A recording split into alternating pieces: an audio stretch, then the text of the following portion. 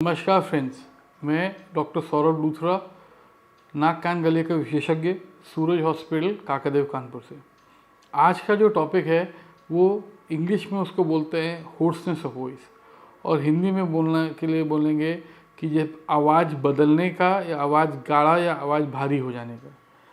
अधिकतर देखा गया है आजकल जब मौसम ठंड का आ गया है तो हम लोग ज़रा सा भी ठंडा आइटम कुछ खाते हैं तो गला पकड़ जाता है। और ख़ासकर बच्चों में जो लोग जो है, जैसे कहीं गला उन्होंने कुछ आइसक्रीम खा ली और खूब कस के चिल्ला दिया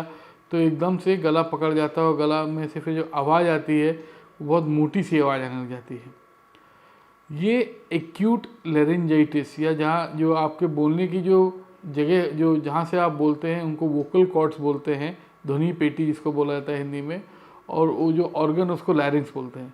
जब भी ये लैरिंग्स जो ऑर्गन है इसमें जो ब्लड सप्लाई की कमी हो जाए या इसकी नर्व सप्लाई में कमी हो जाए या इस पर इन्फेक्शन अगर हो जाए तो फिर आवाज़ बदल जाती है। एक भी आवाज़ या एक भी वर्ड बोलने के लिए इंसानों में और जानवरों को फ़र्क करने का एक ही चीज़ है जो जानवर नहीं कर सकता और इंसान कर सकते हैं, वो है बोल सकता। चाहे कितना भी है, हम में ह्यूमन बीइंग्स और बंदर में ऑलमोस्ट 99% डीएनए एक जैसा है, लेकिन तब भी जो एक फ़र्क है हम में और जानवरों में वो है कम्युनिकेशन। लैरिंग्स के अंदर वोकल कॉर्ड्स होती हैं और वोकल कॉर्ड्स जब वो ऐसे वोकल कॉर्ड्स होती हैं वो जब आसपास में आती हैं और जब रगड़ती हैं तभी आवाज़ पैदा होती है। अगर आप कोई बच्चा या कोई बड़ा जब ज़ोर से चिल्लाता है तो ये वोकल कॉर्ड्स जो आपस में धीरे धीरे रगड़ती हैं वो आपस में बहुत तेज़ रगड़ती हैं, और जब ये तेज़ रगड़ती हैं तो इसमें आपस में ही जब रगड़ में इसमें चोट लग सकती है और उसके ऊपर इसमें एक छोटा सा दाना जिसको हम वोकल कॉर्ड पॉलिप बोलते हैं। जब भी ये दाना हो जाएगा तो जो वोकल कॉर्ड्स हैं ये बिल्कुल ढंग से बंद नहीं हो पाएंगी, तो इसमें थोड़ा सा गैप रह जाएगा। तो जब आप बोलेंगे तो थोड़ा सा ऐसा लगेगा जैसे हवा पीछे से लीक कर रही है। ये वोकल कॉर्ड पॉलिप्स जो होते हैं अधिकतर हमने देखा है जब कभी लड़ाई झगड़ा होता है, आपने बहुत एकदम से गुस्सा होकर आपने उसको कस के चिल्ला के कुछ बोल दिया, उस समय तो आपने कस के चिल्ला लिया, लेकिन बाद में वही जो आपने कस के चिल्लाया है वो आपके लिए मुसीबत बन जाता है, आपकी आवाज़ बैठ जाती है। आवाज़ बैठ जाने का मतलब है क्योंकि वो आपस में जो लैरिंग्स है एकदम से इतनी कस के रगड़े हैं कि वो उसमें जो रगड़ में या तो उनमें थोड़ी सी चोट लग गई है या उनमें सूजन आ गई है।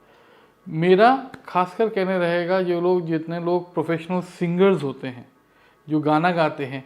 कि आप जब गाना गाते हैं तो बहुत ज़्यादा ज़ोर से गाने की कोशिश नहीं करिए। एक तो आपका स्वर भी ख़राब हो जाता है, और दूसरा अगर आप प्रोफेशनली अपने वॉइस का उपयोग कर रहे हैं तो अपने वोकल कॉर्ड का टेक केयर करिए, क्योंकि जितने लोग सिंगर्स होते हैं, जो लोग आपके क्या कहते हैं स्पेशली टीचर्स जो पढ़ाते हैं स्कूल में, अधिकतर मेरे पास पेशेंट आते हैं, मेरे टीचर आते हैं कि मैंने किसी को स्कूल में कस के हड़का दिया और उनकी आवाज़ बैठ गई।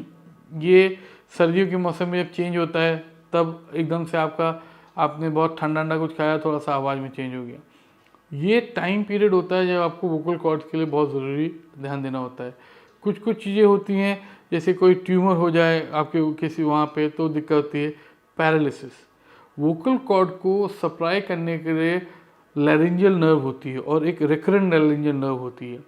जो कभी कभार जब किसी को थायराइड या ट्यूमर बढ़ जाता है जब गोइटर हो जाता है,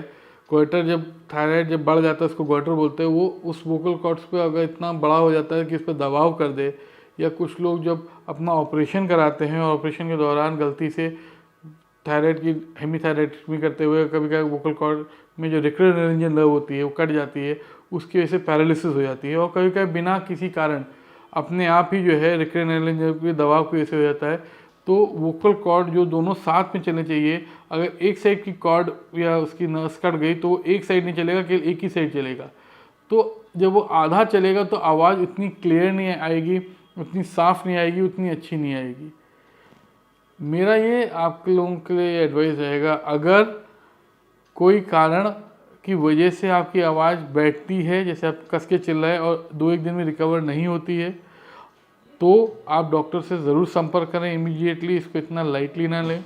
और अगर बिना कारण के आवाज़ आपकी कल तक ठीक थी, ना आपने चिल्लाया ना कुछ किया, सडनली बैठ गई, तो आप फिर तुरंत डॉक्टर को संपर्क करें।